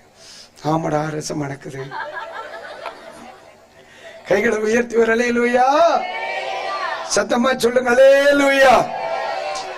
அதுதான் ஆண்டவர் மேல இந்த சார்ந்து கொள்ளுதல் என்பதை நான் ரொம்ப படிச்சேன். சிலர் சார்ந்து கொள்வது, இப்ப நான் அந்த உதவி நாடுவதும் நம்பி இருக்கிறதுக்கும் சார்ந்து கொள்வதற்கு ரொம்ப வித்தியாசம். இப்ப நாம என்னுடைய சபையில விசுவாசிகள் இருக்கிறாங்க, ஜெப தேவைகளுக்கு என்ற சார்ந்து கொள்ளுகாக, பைசா தேவைன்னா பைனான்ஸ சார்ந்து கொள்றாங்க, உடம்பு சரியில்லைன்னா டாக்டரை சார்ந்து கொள்றாங்க. அப்புறம் என்னன்னே சொல்லுங்க, ஏதாவது உமக்கே தெரியல அப்புறம் எனக்கு. ஆனா இந்த உலகத்துல நம்ம சார்ந்து கொண்டா ஒவ்வொரு காரியத்துக்கும் ஒவ்வொரு ஆளை என்ன செய்யணும், சார்ந்து கொள்ளணும். ஆனா நம்ம இயேசுவை பொறுத்த மட்டில் எல்லாவற்றுக்கும் அவர் தான். சோம் இல்லைன்னா இயேசு, குடும்பத்துல சமாதானம் இல்லைன்னா இயேசு, லோன் கட்ட காசு இல்லைன்னா இயேசு, போன புருஷன் வீட்டுக்கு காணலைன்னா கொண்டு வாருமாப்பா, அல்லேலூயா. இந்த பையன் ஒழுங்கா படிக்கலைன்னா அதுக்கு இயேசு, கட்டின வீடு கட்டி முடிக்க முடியலன்னா இயேசு. அப்போ அவருக்கு எல்லா டிபார்ட்மெண்ட்டும் அவர் கையில தான் இருக்கு. அப்ப இவரை விட்டுட்டு போனா நீ மனுஷன் நினைக்கிறியா, உன்னை பேப்பயங்கணும். அல்லேலூயா சொல்லுங்க, உங்களுக்கு தமிழ் புரியுது. சோத்ரா, கர்த்தரை சார்ந்து கொள்ளுங்க. சொல்லுங்க அந்த வார்த்தைய. நாங்கள் ஆராதிக்கிற தேவன் எங்களை விடுவிக்க வல்லவராய் இருக்கிறார். அவர் விடுவித்தாலும் சரி, விடுவியாமல் போனாலும் சரி, ஆராதனை அவருக்கு, ஆராதனை அவருக்கு, என் வாழ்க்கை அவருக்கு, இனி உள்ள வாழ்க்கை அவருக்கு. அதுதான்மா தெய்வீகம். கைகளை உயர்த்தி ஒரு ஆமேன்னு சொல்லுங்க, அல்லேலூயா. பக்கத்துல பைய கேளுங்க, உண்மையா தானே சொன்னிய? ஆமாண்ணே கேளுங்க, உண்மைதானா? உண்மைதானே சொன்னாங்க. முகத்துல ஒரு மாதிரி கருப்பா தெரியதா இருப்பாரு, இல்ல அப்படி ஒண்ணு பிரகாசம் இல்லை. அப்ப தைரியமா கைப்பிடி சொல்லுங்க, நீ தான் நல்லா இருப்பான்னு கைப்பிடி சொல்லுனே. அல்லது காசா பணமா? அல்லேலூயா சத்தம், அல்லேலூயா. மணி என்ன ஆயிட்டு? 8:53 ஆச்சுன்னு. 4:03. எப்ப வீட்டு போறிய? நேரத்தைக்கு பிந்திருச்சு. 9:15 முடிச்சுட்டா? 9:15 முடிச்சிருந்தே எனக்கு கொஞ்சம் வேலை கிடக்கு. ஆண்டவரை சார்ந்து கொள்ளுகிறவருடைய வாழ்க்கையை ஒண்ணு படிச்சுட்டு ஒரு 8 ஜோம் பண்ணிட்டு போயிருவோம். நீங்க இன்னைக்கு ஒரு வாய் இந்த இடத்துல இருந்து ஒரு வார்த்தைப்பா, சாகிறது வரைக்கும் நீங்க எனக்கு போதும்னு ஒரு வார்த்தை சொல்லிட்டீங்கன்னா இன்னைக்கு இந்த இடத்துல இருந்து உங்க வாழ்க்கை ஒரு புதிய அடி எடுத்து வைக்க ஆரம்பிக்கும். அவ்வளவுதான், அவ்வளவுதான். நம்ம வாழ்க்கையில வேற ஒண்ணும் ஆண்டவர் நம்மிடத்துல எதிர்பார்க்கல. நம்ம வாழ்க்கையில் அவர் எதிர்பார்க்கிற ஒன்று, உட்கார்ந்த இடத்துலப்பா இனிய வாழ்க்கையில இதுவரைக்கும் நம்பினவைகள் பல, நம்பி நட்டாற்றில் விட்டவைகளும் பல, நம்பி நாசமாய் போனவர்களும் பல. ஆனா தெரிஞ்சா தெரியாம எப்படியோ இந்த வேதத்தை நான் கையில எடுத்துட்டேன். நீ சாகிறது வரைக்கும் நீர்தான் என் நம்பிக்கை, நீர்தான் என். இந்த ஒத்த வார்த்தை ஒரு பிள்ளையினுடைய வாழ்க்கையில வந்துருச்சுன்னா அப்புறம் அவனுடைய எதிர்காலத்தை டிசைட் பண்றது பரலோகம். இந்த உலகத்துல எவன் நினைச்சோம் ஒண்ணும் செய்ய முடியாது. அல்லேலூயா. இப்போ பழைய ஏற்பாட்டுக்கு போமா? 2 நாளாகமத்தின் புஸ்தகம். தங்கச்சி சொல்ல போவோம், இன்னொரு டூருக்கு போன மாதிரியே சொல்லுதான். 2 நாளாகமத்தின் புஸ்தகம் 13ஆம் அதிகாரம் எடுங்க. 2 நாளாகமத்தின் புஸ்தகம் 13ஆம் அதிகாரம், அதனுடைய 18ஆம் வசனத்தை ஒருத்தர் படிங்க பார்க்கலாம். அப்படியே இஸ்ரவேல் புத்திரர் அக்காலத்திலே தாழ்த்தப்பட்டார்கள். யூதா புத்திரரோ தங்கள் பிதாக்களின் தேவனாகிய கர்த்தரை சார்ந்து கொண்டதினால், எப்படிமா கர்த்தரை சார்ந்து கொண்டதினால் மேற்கொண்டார்கள். அல்லேலூயா. ஆமா, சாலமோன் ராஜாவுக்கு அப்புறம் இஸ்ரவேல் என்ற 12 கோத்திரம் 2ஆக பிரியுது. 2 கோத்திரங்கள் யூதாவென்றும் எருசலேமை தலைநகரமாக கொண்டு இயங்குது. 10 கோத்திரங்கள் இஸ்ரவேல் என்று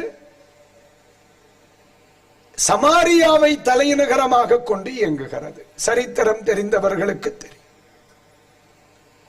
ஆனால் இஸ்ரவேல் என்கிற 10 கோத்திரம் ஆண்டவரை விட்டு போய்விட்டார்கள். கலப்பின மக்கள், பல கலாச்சாரம், உலகம், சிலை வழிபாடு, சீரற்ற வாழ்க்கை, ஒழுக்கமின்மை, விபச்சாரம், வேசித்தனம், விக்கிரக ஆராதனை, இப்படி டிராவல் பண்ணது. ஆனா இந்த 10 கோத்திரத்தை ஒருபுறம் வைத்து மீதம் இருக்கிற 2 கோத்திரத்தை பார்த்தால் அங்கே எருசலேம் இருக்கிறது. ஆராதனை, ஜெபம், பலிபீடம், பரிசுத்த சமூகம் என்கிற ஒரு தெய்வீக வட்டம் அங்கே இருக்கு. ஒரு தெய்வீக வட்டம் இருக்கு.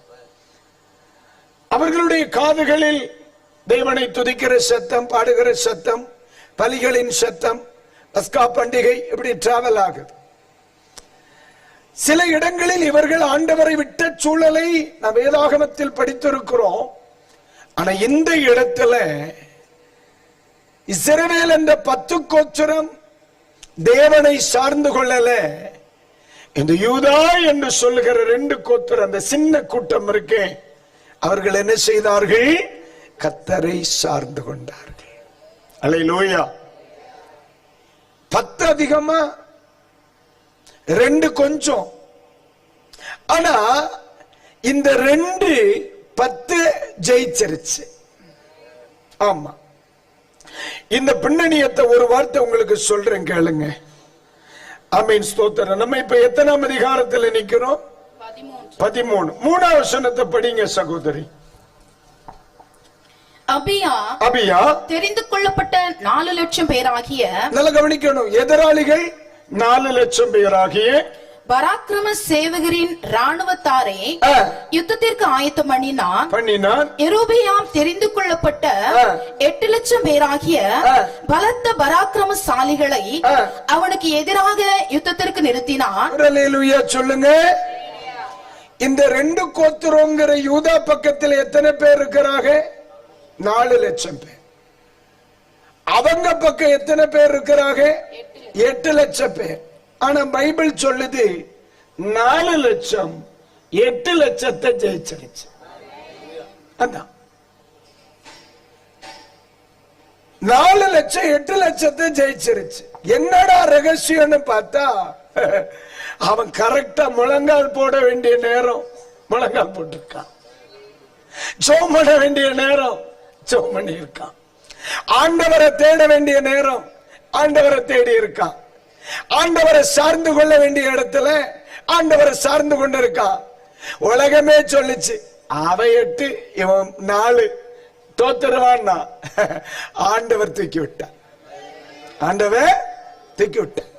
இன்றைக்கு ராத்திரியில என் வார்த்தைகளை கேட்கிற எல்லா தெய்வ பிள்ளைகளுக்கு சொல்றேன், உலகமே உனக்கு எதிராக இருந்து கர்த்தர் உனக்கு சகாயராய் இருந்தார்.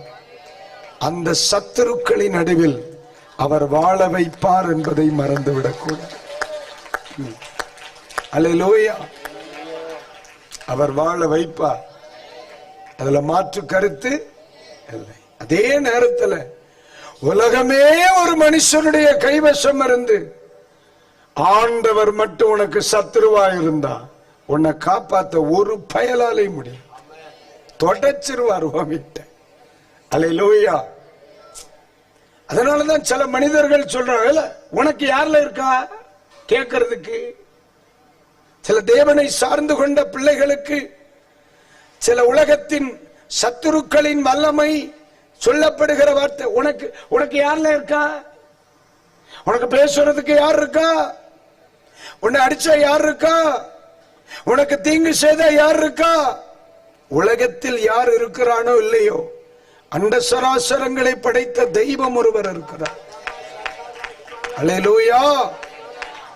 நான் என்னுடைய சின்ன வயசுல இருந்து எங்க அப்பா எங்களுக்கு விசுவாசத்தில் வளர்த்தார். ஊழியத்துல ஏறத்தாழ 30 வருஷங்கள் ஆச்சு.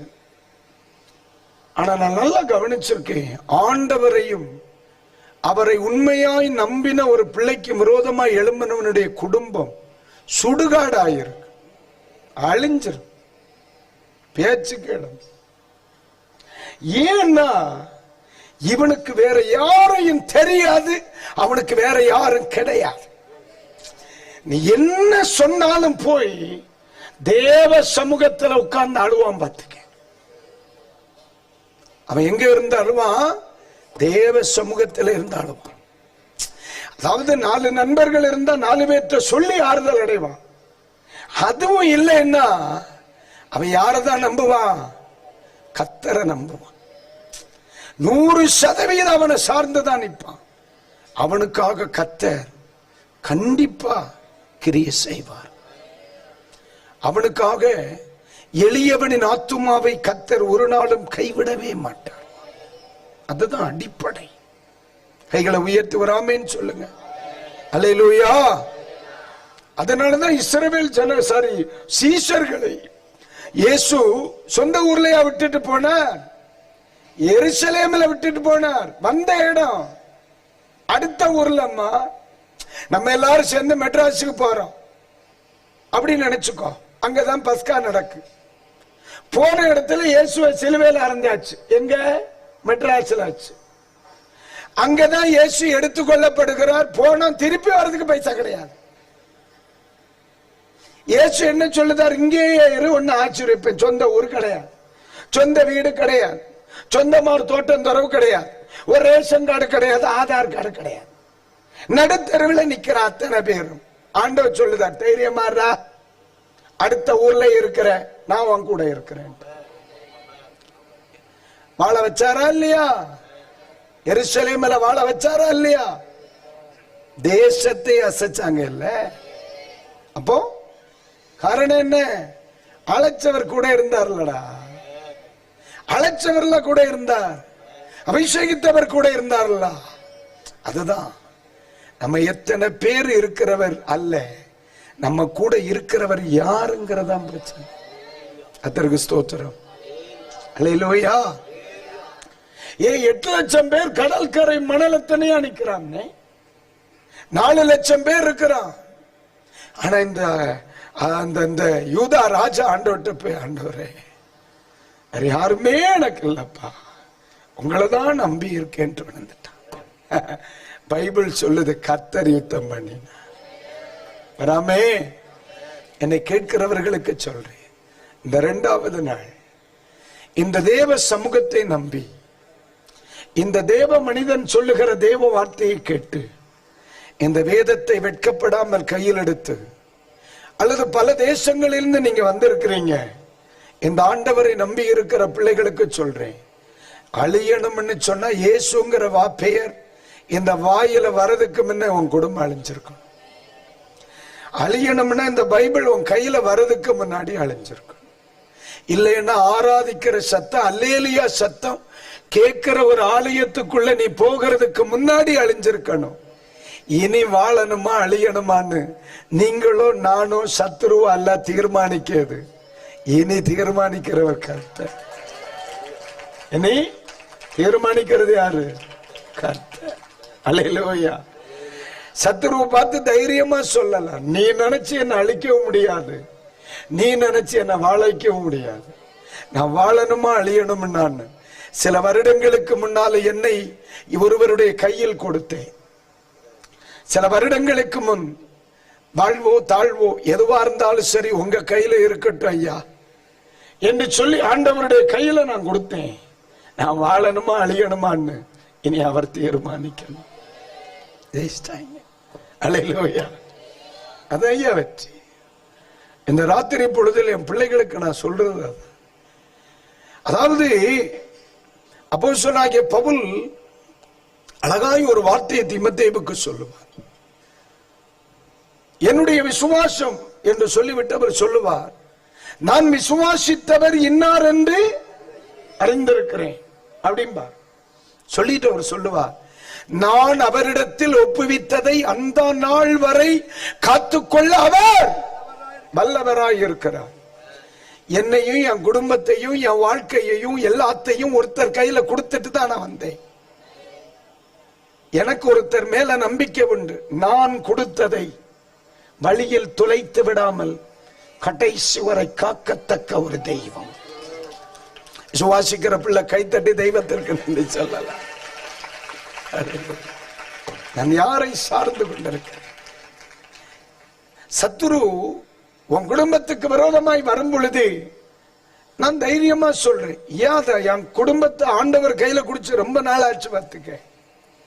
பிள்ளைகளையா ஏன் குழந்தைகளை தான் ஆண்டவர் கையில கொடுத்து ரொம்ப நாள் ஆச்சு. புருஷனை கேட்கறியா? என் புருஷனை தான் போன கன்வென்ஷனுக்கே நான் கத்தர் கையில கொடுத்துட்டேனே. பிள்ளைகளை அது 2 வருஷம் ஆச்சு. சண்டே கிளாஸ் கொண்டுட்டு ஏசப்பா நீங்க பாத்துக்கிடுங்கன்னு கொடுத்தாச்சுல்ல.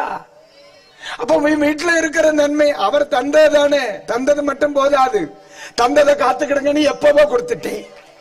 அப்போ உனக்குன்னு என்ன இருக்கு? எனக்குன்னு அவர் மட்டும்தான் இருக்காரு, வேற என்ன இருக்கு? அல்லேலூயா. ஒருவேளை இதெல்லாம் கேட்கும் பொழுது உனக்கு என்ன ஒரு மாதிரி லூசு போய் மாதிரி தெரியுதா இல்லையா? சிலுவை பற்றி உபதேசம் கெட்டு போறவனுக்கு பைத்தியமா தான் இருக்கும். ஆனா நாங்க தப்பிக்கிடுவோம். உங்கள்கிட்ட போய் சொன்ன பாரு. அல்லேலூயா, அல்லேலூயா. நான் கர்த்தரை சார்ந்து கொண்டிருக்கிறேன். ஆண்டவரை சார்ந்து கொள்ளுகிற பிள்ளை உலகத்தை கண்டு பயப்பட மாட்டான். ரட்சிக்கப்படணும், அடுத்தவன் என்ன சொல்லுவான்? இயேசுவை ஏற்றுக்கொள்ளணும், அவன் என்ன சொல்லுவான்? ஆண்டவர் ஆராதிக்கிறேன், அவங்க என்ன சொல்றான்? எப்ப இந்த ஊரை பத்தி உங்களுக்கு தெரியுமா? கொஞ்சம் வசதி வாய்ப்போட இருந்தா எங்கேயோ கிளவான் இருக்காம்பா. கொஞ்சம் கஷ்டப்பட்டா புத்திக்குத்தான் சப்பட்டையா கிடக்காம்பா. வாழ்ந்தாலும் திட்டுவான், தாழ்ந்தாலும் அவன் இவனை நம்பி என்ன கணக்கு போற வாக்குல போட்டுக்கா, ஆறுது போல பார்க்கலாம். என்ன இருந்தாலும் சரி, ஆண்டவரேன்னு நம்பி வந்துட்டோம். இனி எதானாலும் அவர் முடிவெடுக்கட்டும். ஆமாவா இல்லையா? எதுவா இருந்தாலும் யாரு முடிவெடுக்கட்டும், அவ்வளவுதான். நீங்க யார நம்பி வந்திருக்கிய? சீலன் பாஸ்டர் நம்பி இல்லையே, காணாம பேரும் அவுத்துருவாரு. என்ன கைகளை உயர்த்துறா? நான் ஆண்டவர் நம்பி இருக்கேன். அதனாலதான் வார்த்தைக்கு வார்த்தை ஏசப்பான்னு கூப்பிடுது. வார்த்தைக்கு வார்த்தை ஏசப்பா. பாடுகள் வரும் பொழுதும் ஏசப்பா, நிந்தைகள் வரும்போது ஏசப்பா, அவமானப்படும் பொழுதும் ஏசப்பா, கடன் கஷ்டங்கள் எழும்பி நிற்கும் ஏசப்பா, பிள்ளைகளை நினைக்கும் பொழுது ஏசப்பா. ஆமென். இது ஒரு வார்த்தையும் மட்டும்தான். ஆனா பைபிள் சொல்லுது, அவரை நம்பி வெட்கப்படாதிருந்தார்கள். அவரை நம்பி வெட்கப்படாதிருந்தார்கள். நீங்க யார நம்புறிய? போதுமா இல்லையா? போதுமா இல்லையா? தைரியமா சொல்லுங்க, பக்கத்துல பார்த்து சொல்லுங்க, நான் கர்த்தரை தான் நம்பி இருக்கேன், நானும் என் வீட்டாருமோ வென்றால். தைரியமா சொல்ல முடியும்னா உங்க 2 கைகளை உயர்த்தி இந்த வார்த்தையை, நானும் என் வீட்டாருமோ வென்றால் கர்த்தரையே சேவிப்போம். சத்தம் உயர்த்தி சொல்லுங்க பார்க்கலாம். நானும் என் வீட்டாருமோ வென்றால் கர்த்தரையே சேவிப்போம். அல்லேலூயா. ஒரு சகோதரனா நான் பொதுவா நான் பிள்ளைகள்கிட்ட நான் தான் சொல்லல, என்னுடைய பிரசங்க இயல்பாவே இருக்கு, இயல்பா தான் இருக்கு. எனக்கு மற்றபடி பேச தெரியாதுன்னு சில ஆட்கள் பேசும் பொழுது நான் இப்படி பார்ப்பேன். இதெல்லாம் நமக்கு தெரியலையே. எனக்கு தெரிஞ்சதை ஒண்ணு காதை மாதிரி சொல்லி இருந்திருக்கேன். ஆனா எனக்கு ஒரு நம்பிக்கை, என் பிரசங்கத்துல ஒருத்தன் தூங்க மாட்டான். அதுக்கு மேல தூங்குறான்னா அவன் மனுஷனா இருக்க மாட்டான். அதான் வேற அதுக்கு மேல ஒண்ணு ரைட் அனிமல்கள் எல்லாம் வந்திருக்குன்னு நினைச்சிட்டு நான் போயிருவேன். ஆனா நம்முடைய வாழ்க்கையை ஆண்டவர் கையில கொடுத்தா அப்ப நம்ம கவலைப்பட வேண்டாம். அம்மா இந்த பைபிளை கையில வச்சிருக்கீங்களா? அப்படியே வலது கருத்தை உயர்த்தி அப்படி பைபிளை உயர்த்தி ஒரு அல்லேலூயா சொல்லு. ஆமா, இந்த பைபிளை யாரை நம்பி எடுத்திய? நல்லா தூக்கி வச்சுக்க. ஏன் கீழே யார நம்பி கையில எடுத்திய? மனுஷனை நம்பியா? உலகத்தை நம்பியா? பாஸ்டர் நம்பியா? அப்புறம் யார நம்பினிய? கர்த்தரையே நம்பி. இயேசு தானே? அவ சத்தமா இயேசுவேன்னு சொல்லு பாக்க. சத்தமா இயேசுவேன்னு சொல்லு. பத்தல இயேசுவேன்னுங்க. இங்கயா கடைசி வரைக்கும் ஒண்ணு நடத்துவாருன்னு தைரியமா போ. நீ வாழ்றதும் சரி சாகிறதும் அவர் தீர்மானிக்க. சத்துரு உனக்கு விரோதமா எழும்பி கொந்தளித்து நிக்கும்போ தைரியமா சொல்லி போல அந்த கரைக்கு சும்மா சுவாலியா தைரியமா இருக்கணும். என்ன தைரியமா கர்த்தரின் கூட இருக்கார். நான் அவரை நம்பி இருக்கேன். யார் நம்பி இருக்கிறோம்? ஆமென். உங்க பக்கத்துல பார்த்து சொல்லுங்க, நான் கர்த்தர் நம்பி இருக்கேன். அவர்னா எனக்கு உசுரியா சொல்லு. என் ஏசப்பான்னு எனக்கு உசுருன்னு சொல்லு. ஏசப்பான்னு எனக்கு உசுரு. அல்லேலூயா. சில ஆட்கள் இந்த பயில்வா அல்லேலூயா சொன்ன உயிரை போக்கிடுவோம் போல இருக்கு. அப்புறம் எப்படி போக்காம இருக்க முடியும்? அவர்னால நமக்கு உசுரலடா. ஆமே. சில ஆட்கள் நினைக்கிறாங்க எப்படியாவது இவனை இழுத்தரணும். இழுச்ச இனி செத்தாலும் கத்தருக்கா சாகலான்னு நினைச்சிருக்கோம். எப்படி என்ன? ஆமீன் தானே? அப்ப வீட்டு போமா? வீட்டு போமா? என்ன யார் வேணும்? ஏசு போதாதா? சரி, இவ்வளவு தூரம் தெளிவா இருக்கிற உங்களுக்கு நான் என்னத்துக்கு ரசத்தை வேஸ்ட் பண்றேன்? போமா. அல்லேலூயா. The spirituality is not religion, that is experience. கிறிஸ்தவங்கிறது ஒரு ஒரு ஒரு மதம் அல்ல. இது அனுபவம்.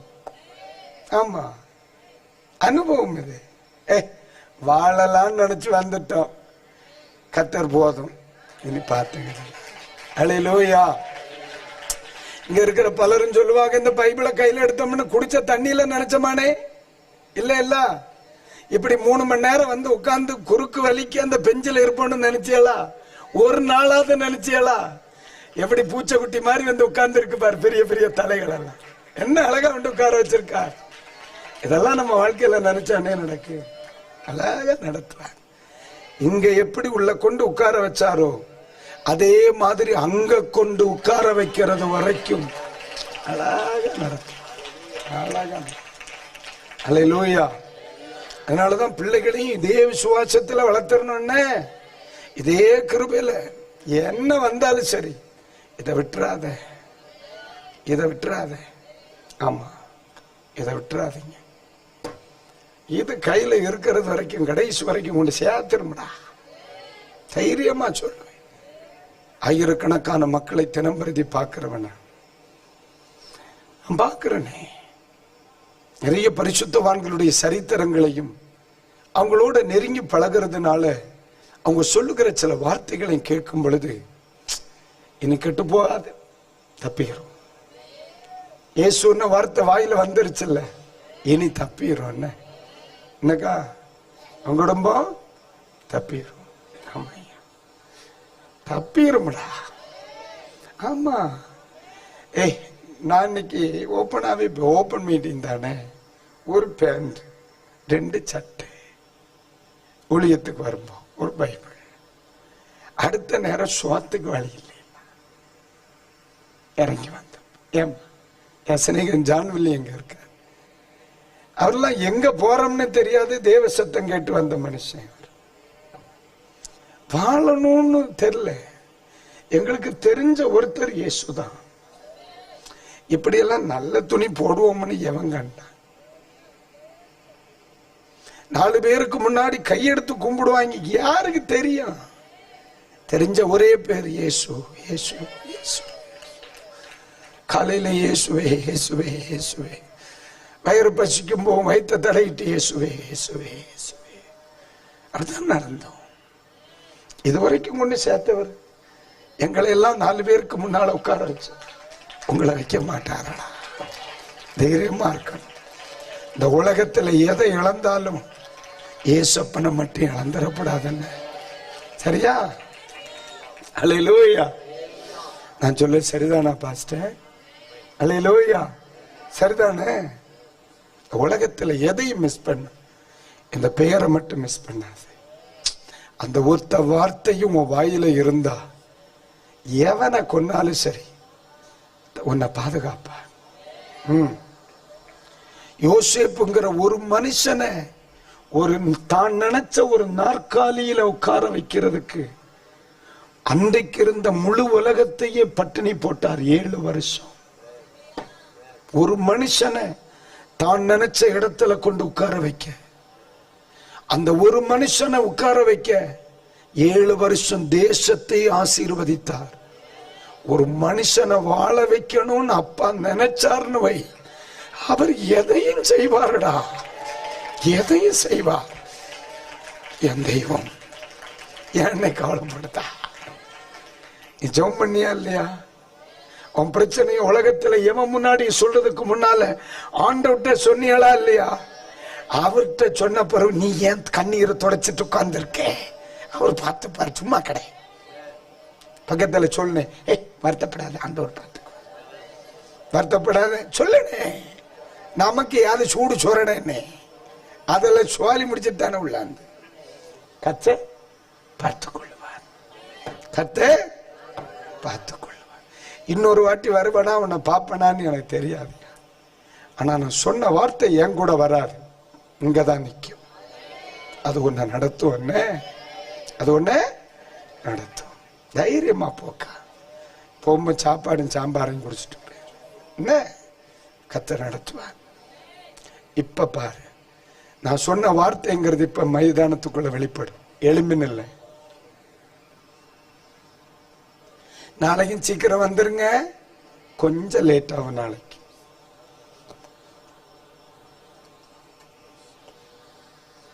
மணி என்ன 9:17 ஆயிட்டு. சீக்கிரமா முடிச்சிருக்கேன், ரொம்ப சீக்கிரமா முடிச்சிருக்கேன். என் கூட சேர்ந்து கொஞ்ச நேரம் ஜெபம் பண்றீங்களா? இயேசு போதுமா இல்லையா? சரி, இந்த இயேசுவுக்கு என்னுடைய வாழ்க்கையை இதுவரைக்கும் கொடுக்கல பாஸ்டர்.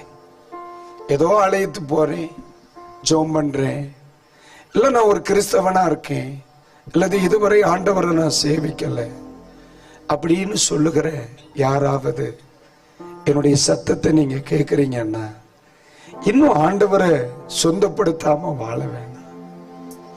என்ன, இயேசுவுக்கு உங்க வாழ்க்கையை கொடுங்க. சரியாக்கா? ஆமா. ரொம்ப வருஷங்களுக்கு முன்னால பார்த்துக்க, எனக்கு படிப்பு ரொம்ப வராது.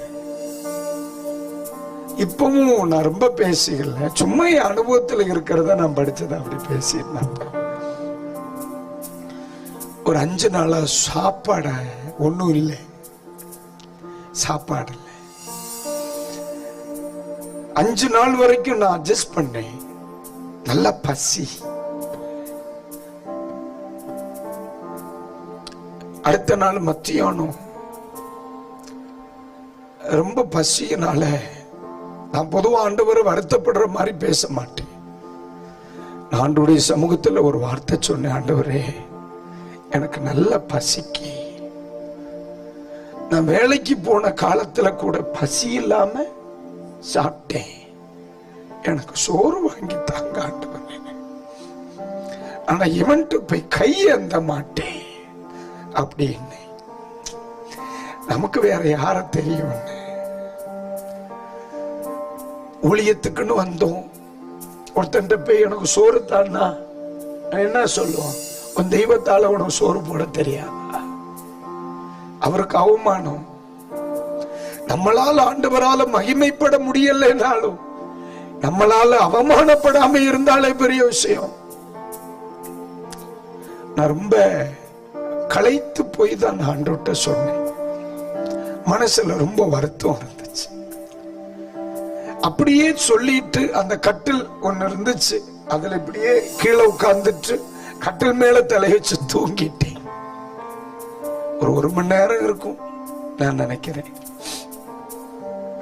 என் கூட சீனியரா படிச்ச ஒரு அண்ணன் ஊழியத்துல, அவர் என் அறை கதவை தட்டி என்னை கூப்பிட்டார். நான் வெளியே வந்தேன். ரெடியாக போகணும்னு சொன்னார். நான் முகத்தை கழுவினேன். அவர் கூட பைக்ல ஏறி உட்காந்துட்டேன். என்னை நேர கூட்டிட்டு ஒரு ஹோட்டலுக்கு போனார். எதுவுமே பேசலன்ட்டு. அழகிய மண்டபத்தில் ஒரு பிஸ்மின்னு ஒரு ஹோட்டல் இருக்கு. அந்த ஹோட்டலுக்கு கூட்டிட்டு போனார். அங்க 2 பேரும் எதுவுமே பேசிக்கிடல. உள்ள போனார். சாப்பிடுனார். எனக்கெல்லாம் புதுசாவே இருந்துச்சு. வயிறார சாப்பிட்டேன். கொண்டு ரூம்ல விட்டார். ஆண்டவர் என்னை உணர்த்தினார். ஆண்டவர் ஒரு சத்தத்தை கேட்டார். என் பிள்ளை சாப்பிடாம இருக்கான். என் பிள்ளைக்கு சாப்பாடு வாங்கி கொடுக்காம நீ ஒத்தப்படி சோறு வாயில வைக்கப்படாதுன்ட்டு. உடனே அவர் கேட்டார், யார் ஆண்டவரே? என் பேரை சொல்லியிருக்கார். 23 கிலோமீட்டர் யாத்திரை செய்து எனக்கு சோறை வாங்கி தந்துட்டு போய் என் வீட்டுல போய் சாப்பிட்டான். ஆண்டவர் அல்லேலூயா. அதான் ஆண்டவர். என் மீட்பர் உயிரோடு இருக்கிறார். இந்த உலகத்துல நான் நம்புறதுக்கு எதுவுமே இல்லை என்று சொன்னாலும் நான் நம்புவதற்கு ஒருத்தர் இருக்கிறார். அல்லேலூயா. நம்புவேன் என் இயேசு ஒருவரை. நான் நம்புவேன் என் இயேசு ஒருவரை. நம்புவேன் என் இயேசு ஒருவரை. நம்புவேன் என் இயேசு ஒருவரை. வலதுகரம் உயர்த்தி நம்புவேன் என் இயேசு ஒருவரை. நான் நம்புவேன் என் இயேசு ஒருவரை. நம்புவேன் என் இயேசு ஒருவரை. நான் நம்புவேன் என் இயேசு ஒருவரை. இன்னும் சத்தமா, நான் நம்புவேன் என் இயேசு ஒருவரை. நான் நம்புவேன் என் இயேசு ஒருவரை. நான் நம்புவதற்கு ஒன்றும் இல்லை என்றாலும் நான் நம்புவேன் என் இயேசு ஒருவரை. ஒருமுறை கூட சொல்லுங்க. நான் நம்புவதற்கு ஒன்றும் இல்லை என்றாலும் நான் நம்புவேன் என் இயேசு ஒருவரை. நம்புவேன் என் இயேசு ஒருவரை. நான் நம்புவேன் என் இயேசு ஒருவரை. இன்னும் சத்தம் உயர்த்தி நான் கொஞ்சம் குறைச்சு கொடுக்க இயேசு ஒருவரை. நான் நம்புவேன் என் இயேசு ஒருவரை. இன்னும் சத்தமா, நான் நம்புவேன் என் இயேசு ஒருவரை. நான் நம்புவேன் என் இயேசு ஒருவரை. என் பாதையெல்லாம் அந்தகாரம் சூழ்ந்தாலும் வாழ்க்கை முடிந்தது, மறுவாழ்வு இல்லை என்றாலும் என் பாதையெல்லாம் அந்தகாரம் சூழ்ந்தாலும் வாழ்க்கை முடிந்தது, வாழ்வு இல்லை என்றாலும் என்னை தேற்றுவதற்கு யாரும் இல்லை என்றாலும் நான் நம்புவேன் என் இயேசு ஒருவரை. சொல்லுங்க. என்னை தேற்றுவதற்கு யாரும் இல்லை என்றாலும் நான் நம்புவேன் என் இயேசு ஒருவரை. கைத்தட்டி பாடலாமா? நம்புவேன் என் இயேசு ஒருவரை. நான் நம்புவேன் என் இயேசு ஒருவரை. சத்தம் உயர்த்தி நம்புவேன் என் இயேசு ஒருவரை. நான் நம்புவேன் இன்னொரு முறை சத்தம் உயர்த்தி நம்புவேன் இயேசு வருவரை, நம்புவேன் இயேசு வருவரை. இப்ப கைகளை உயர்த்தி சொல்லுங்க, நம்புவேன் இயேசு வருவரை, நம்புவேன் இயேசு வருவரை. சத்தம் உயர்த்தி சொல்லுவோம், நம்புவேன் இயேசு வருவரை, நம்புவேன் இயேசு வருவரை. உங்க ரெண்டு கைகளையும் பரலோகத்துக்கு நேரா உயர்த்துங்க. உங்க நம்பிக்கையை ஒன்று அறிக்கை இடுங்க பார்க்கலாம். உங்க நம்பிக்கையை அறிக்கை இடுங்க பார்க்கலாம். பரிசுத்த ஆவியானவருடைய வல்லமை இந்த மைதானம் முழுவதும் இறங்கி வந்திருக்கு. நீங்க வாய் திறந்து நீங்க பேசுங்க. அண்ணே பேசுங்க, சகோதரி பேசுங்க, அம்மா பேசுங்க. உங்களை நம்புறேன்ப்பா. கூப்பிடுங்க இயேசுவே. சத்த உயரட்டும், சத்த உயரட்டும். இது பத்தாது. இன்னைக்கு ராத்திரி நீங்க நம்பி வந்தது உண்மைதானே? இப்ப ராத்திரியில் ஆண்டவர் கேட்கிற ஒரு வார்த்தை, நான் உனக்கு என்ன செய்யணும்னு கேட்கிறார். நான் உனக்கு என்ன செய்யணும் இன்னைக்கு ராத்திரி? இன்னைக்கு ராத்திரி நான் உனக்கு என்ன செய்யணும்? நீ ஏன் அழுது கொண்டு இருக்கிறாய்? நீ ஏன் அழுது கொண்டு இருக்கிறாய்? நான் உனக்கு என்ன செய்யணும்? நீ கைவிடப்பட்டு நிற்கிறாயா? நான் உனக்கு என்ன செய்யணும்? நீங்க ஜெர்மன் ஆரம்பிங்க. அநேகருடைய கண்கள் குளமாகிறது. நிறைய பேருடைய இருதயங்களை கர்த்தர் கவனிக்கிறார். சத்த உயரணும், சத்த உயரணும். மௌனமா நிக்கிறதுக்கு இடமல்ல இது. இப்ப இந்த நம்ம வாயிலே இயேசுவேங்கிற சத்த உயரட்டும். Thank you, thank you, thank you. இயேசுவேங்கிற சத்த உயரட்டும். இயேசுவேங்கிற சத்த உயரட்டும். இயேசுவேங்கிற சத்த உயரட்டும். இயேசுவேங்கிற சத்த உயரட்டும். இயேசுவேங்கிற சத்த உயரட்டும். இன்றைக்கு கண்ணீரோடு நிற்கிற பிள்ளைகளுடைய கைகளை பரிசுத்த கர்த்தர் பிடிக்கிறார். அவர் என்ன சொல்லுகிறார் தெரியுமா? மரண பரியந்த நான் உன்னை நடத்துவேன். இந்த வார்த்தை உனக்காக வெளிப்படுகிறது. மரண பரியந்த நான் உன்னை நடத்துவேன். இந்த வார்த்தையை விசுவாசிக்கிற பிள்ளை கைகளை தட்டி ஆண்டவருக்கு நன்றி சொல்.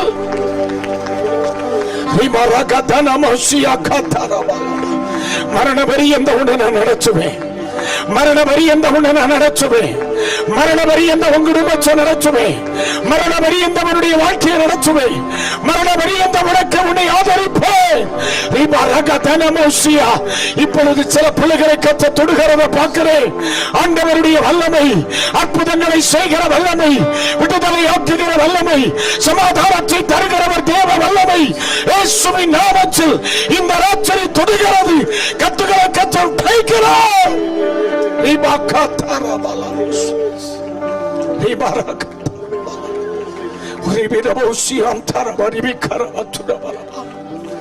ஆண்டவரை நம்பி இருக்கிற ஒவ்வொரு பிள்ளைக்கும் இந்த இரவு நேரத்தில் பரிசுத்த ஆவியானவர் சொல்லுகிறது, உன்னை மரண பரியந்த நான் நடத்துவேன். உன்னை மரண பரியந்த நான் உன்னை நடத்துவேன். உன்னை மரண பரியந்த நான் உன்னை நடத்துவேன். கடைசி வரைக்கும் நான் நடத்துவேன். நீதிமான் கைவிடப்படுவதும் இல்லை. நீதிமானின் மக்கள் அப்ப துணிக்கைக்கு இறப்பதும் இல்லை. நான் உனக்கு சொன்னதை செய்யும் அளவும் உன்னை விட்டு விலகுவதும் இல்லை, கைவிடுவதும் இல்லை.